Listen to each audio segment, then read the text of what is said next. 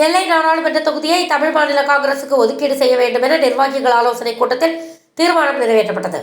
நெல்லை நாடாளுமன்ற தொகுதி நிர்வாகிகள் ஆலோசனை கூட்டம் வண்ணார்பேட்டையில் நடந்தது.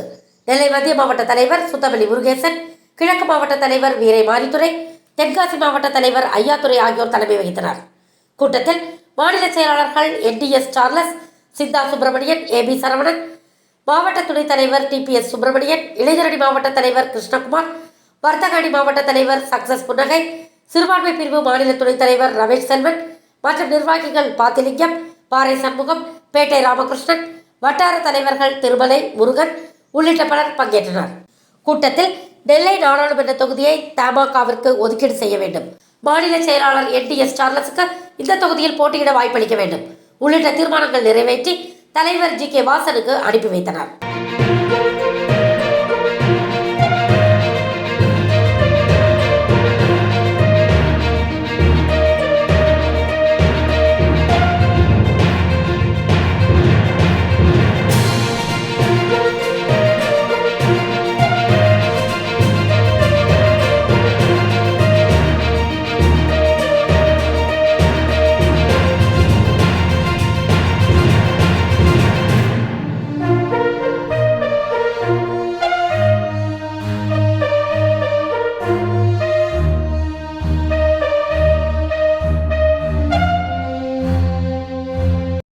ஃபார் வாட்சிங் உண்மை செய்திகள்.